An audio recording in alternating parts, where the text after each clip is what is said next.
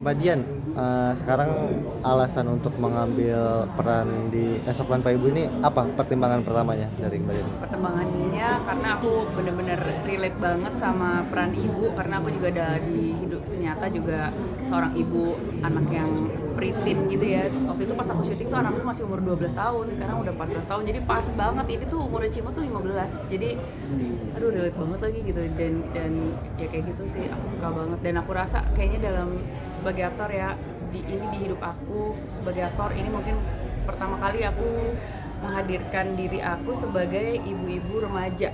Sebelum itu kan pernah jadi ibu tapi anaknya masih kecil banget gitu loh. Ini tuh seorang ibu remaja tuh udah beda lagi tantangannya gitu, karena kan ya biasa lah, so asik dan so coolnya itu tuh dan apa ya, lost in translation sama anak sendirinya itu berasa banget. Dan kayaknya ini cuma relatable sama ibu-ibu lain remaja. Kalian di sini kan ada dua peran nih, produser sama aktor. Untuk memisahkan itu, maksudnya sisi egois satu sama lainnya tuh, kalau versi kalian tuh seperti apa sih? Jadi sebenarnya sebelum aku tahu aku akan memerankan ini, aku memang sudah ter-attach menjadi produsernya film ini. Jadi sebenarnya saya waktu itu sangat open minded banget, ini yang main tuh bukan aku gitu loh. Jadi bener-bener kita yuk kita buka kemungkinannya apa aja gitu. Jadi pertama awal-awal tuh memang aku udah attach sama project ini sebagai produser. Kemudian kita melakukan casting dan mencoba beberapa banyak pilihan, termasuk yaudah deh kamu casting juga gitu loh, kayak gitu. Soalnya waktu itu sempat awalnya Gina juga sangat berperan di casting juga awalnya, karena kan Mbak Gina yang menulis dan dia yang udah punya bayangan si ibu tuh gimana. Masalahnya si ibu Laras itu punya sebuah karakteristik yang sangat unik, yaitu dia tuh jayus.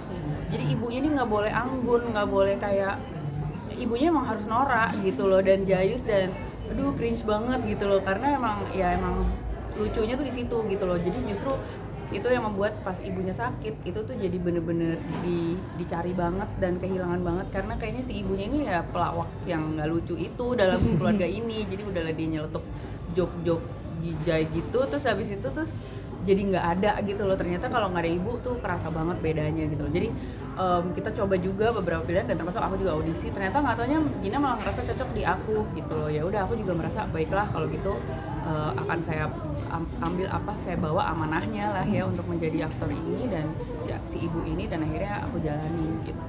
Kejayusan itu ada Tapi kemiripan gitu? sebenarnya dalam di hidup ini aku nggak sejauh itu kok Mbak. Cuma memang mungkin kalau dalam hidup aku sebagai seorang parent, aku nggak pernah jaim ya sama anak. Jadi memang aku tahu kita tuh harus lebih banyak lebih rendah lah gitu loh, maksudnya lebih bukan yang wibawa gitu, yang selalu bener dan selalu ngasih nasihat. Karena menurut aku untuk anak-anak yang zaman sekarang, yang mereka lebih menikmati segala dan mengapresiasi segala sesuatu yang lebih real dan nggak dibuat-buat, mereka justru akan lebih cepet bondingnya sama kita kalau kita tuh nggak harus sempurna selalu gitu loh.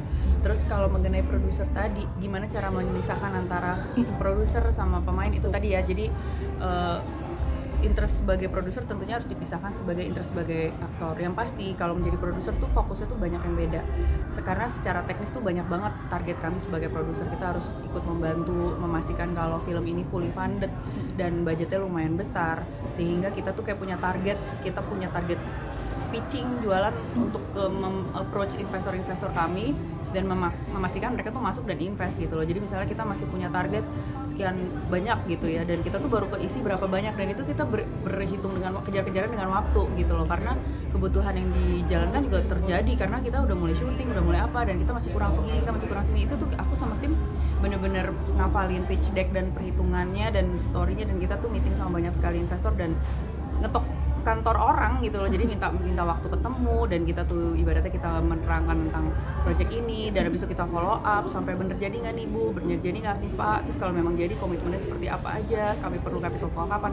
Jadi baik dari funding kita sangat terlibat, secara kreatif juga kita sangat terlibat. Dari si skrip ini masih berapa draft gitu sampai akhirnya udah lock. Kemudian selesai draft kita langsung mulai berdiskusi, kita siapa nih yang direct gitu loh, pemilihan beberapa director, pemilihan HOD, head of departments, director fotografinya siapa, editornya siapa, pemainnya siapa aja, pemain bapak, pemain cimot, segala macam tuh kita casting semua. Sampai pas editing ngawal berapa kali draft itu tuh kita ikut semua, berapa kali approval, sampai udah lock pakai musiknya siapa, musiknya ini lebih mahal mau pakai yang mana gitu-gitu, sampai nawar-nawar musik, sampai approach ke penyanyinya satu persatu, itu kita semua terlibat semua. Sampai ini teaser dan trailer dan poster tuh berapa kali revisi itu kita terlibat semua. Jadi benar-benar ini merupakan sebuah proses pembelajaran yang sangat-sangat luas buat saya sebagai seorang produser, dan kami bersyukur banget sih Beacon bisa terlibat di proses yang sepenuh ini dan selengkap ini. Tentunya ini akan kami jadikan blueprint untuk kita bisa terus berkarya terus. Semoga ini bukan jadi yang terakhir ya, tentunya pengen tetap berlanjut. Jadi dalam producing film juga kita akan terus berkembang dan belajar lagi. Mbak Dian, berarti tadi ada opsi untuk Bagina ngedirect juga ya sebenarnya ya? Untuk Sebenarnya esok sih sampai ya waktu itu, tapi kebetulan waktu itu kan terjadinya pas sebelum pandemi. Jadi memang karena ada satu dan lain hal tuh ada kaitannya dengan budget saat itu. Kemudian juga waktu itu desain dari ceritanya tuh besarannya sangat luas, sehingga budgetnya tuh bisa kayak wow, kalau segitu mungkin kita harus pakai strategi apa nih, apakah langsung ke OTT, apakah dapat dukungan dari sponsor apa. Dan maksudnya kalau benar-benar pakai strategi konvensional mungkin ini juga beban yang terlalu besar untuk kita bisa balas di penjualan tiketnya gitu. Kita kan harus mikir di situnya kan, kita harus bisa balas di penjualannya untuk bisa balikan modalnya gitu. Jadi akhirnya kita memikirkan option lain. Nah kebetulan menarik banget kita kenalan sama teman lamanya Mbak Shanti ini, Wibing, karena kebetulan dia juga beberapa film sebelumnya tuh juga membuat film yang futuristik juga, tapi entah kenapa dia bisa bikin dengan budget yang sangat terkontrol. Jadi kita jadi tertarik untuk mengeksplor kemungkinan untuk kerjasama sama dia di alam Indonesia gitu. Apakah bisa ya dengan kompetensi kru film Indonesia? Ternyata bisa, dan ternyata kabar baik, dia malah justru ketagihan syuting di Indonesia. Dia senang banget sama editornya, dia senang banget sama director fotografinya, dan itu pertama kali dia kerja sama kita. Jadi dia senang banget sama Ali Meringo, dia suka banget actingnya aktor-aktor Indonesia ini solid ya. Jadi gue happy banget gue ngedirect ini tuh jadi gitu. Yang pasti dia tidak akan terakhir kali sih syuting di Indonesia, dia akan balik lagi. Jadi ini good news banget buat kita filmmaker Indonesia bisa kolaborasi sama orang-orang dari luar, karena itu kan sebuah pengakuan juga atas kompetensi dan skill kita. Mbak Dian, ini kan Esok Tanpa Ibu tayang 22 Januari ya? Itu memang di-push untuk di awal Januari atau seperti apa dari produser sendiri? Sebenarnya kita sih pengennya lebih cepat lebih baik, tapi kayaknya kita juga nggak mau maksain kalau segala macam persiapan dan promosinya juga belum matang. Kita percaya untuk produk dan film sebagus ini yang benar-benar sudah kami persiapkan dari hati, dari hatinya banyak orang, bahkan dari hatinya Gina, hatinya kami para pemain, hatinya para sutradara dan produser. Ini kayak bayi yang kita sayang banget, yang kayaknya nggak layak kita lemparkan ke tengah masyarakat tanpa kampanye, campaign, promosi yang layak gitu. Jadi enak banget justru sebenarnya kita dapat waktu yang lumayan lowong untuk bisa memperkenalkannya ke masyarakat, mengkomunikasikannya itu dengan runut gitu. Makanya senang banget dapat dukungan dari teman-teman Raya Fix dan juga Publicis yang bantu ngegandeng kita untuk mempromosikan dengan baik dan mengkampanyekan dengan sangat runut tuh gimana gitu. Kalian mungkin bisa dibilang nggak sih versi terbaik dirimu adalah menjadi seorang ibu? Saya juga jadi ibu, juga masih belajar terus Mbak. Tapi yang pasti kita sebagai ibu, kalau di dalam dunia nyata pasti kita semua pengen yang mengusahakan yang terbaik, karena kan impact-nya tuh besar sekali dalam kehidupan anak kita. Bagaimana kita ngomong sama anak kita tuh adalah bagaimana anak kita ngomong sama dirinya sendiri. Kalau kita kasar, dia akan kasar sama dirinya. Kalau kita lembut, dia akan lembut sama dirinya. Kalau kita banyak menyemangati dan percaya bahwa mereka bisa, mereka akan menjadi pribadi yang sangat percaya diri. Tapi kalau kita takut-takut, jangan ini nanti salah, jangan ini nanti jatuh, dia akan tumbuh menjadi orang yang percaya bahwa apapun akan sangat menakutkan untuk dia coba. Jadi bagaimana kita ngobrol sama anak kita adalah bagaimana dia mempersepsikan dirinya. Jadi aku rasa sih sebisa mungkin kita jadi yang terbaik ya. Tapi kalau perubahan dulu sebelum jadi ibu gitu ada nggak sih? Kayaknya gue jadi ibu tuh Saya nggak tahu kalau saya bisa keibuan sebelum saya punya anak. Saya dulu nggak terlalu suka sama anak kecil. Tapi giliran saya punya anak, oh ternyata bisa deh saya sama anak kecil. Tapi anak saya doang misalnya gitu. Tapi semakin kesini makin bisa sama anak kecil karena mungkin udah punya anak juga kali ya. pengen jadi ibu seperti apa sih Nadia? Yang bisa dekat sama orang, sama anak-anak aja sih, mudah-mudahan bisa punya komunikasi yang lancar dan bisa punya keterbukaan yang baik. Mbak Dian, untuk sekalian kampanye Hari Ibu gitu 22 Desember, ada apa pandangan Mbak Dian sendiri untuk makna seorang ibu tuh apa di usia sekarang?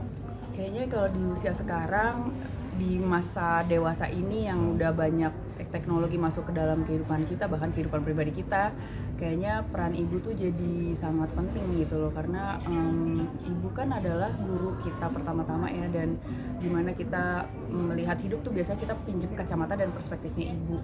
Aku tuh pengen banget sih ngajakin teman-teman yang juga sudah mungkin menjadi ibu atau orang-orang yang sudah memiliki peran sebagai ibu dalam hidup mereka untuk have a very positive persepsi diri yang baik, karena persepsi diri yang baik itu tentunya akan membantu kita menjalankan peran ibu yang jauh lebih baik juga gitu. Kalau kita punya persepsi diri yang baik, kita jadi punya persepsi baik dan positif buat anak kita, dan akhirnya dia bisa melihat diri mereka dengan baik juga. Ada wejangan yang dari ibu dan diturunkan ke anak nggak sih dari Mbak Dian? Wejangannya adalah Yang paling dipegang. kamu itu indah dan bagus dan sempurna sebagaimana kamu apa adanya. Selalu percaya bahwa kamu itu jauh lebih kuat daripada yang kamu pikir, kamu itu selalu jauh lebih pintar daripada yang kamu pikir, kamu itu jauh lebih baik daripada yang kamu pikir. Jadi semoga mereka, itu kan doa ya, semoga mereka beneran tumbuh jadi orang yang baik dan peka terhadap masyarakat sekitar. Oke, Kak Dian.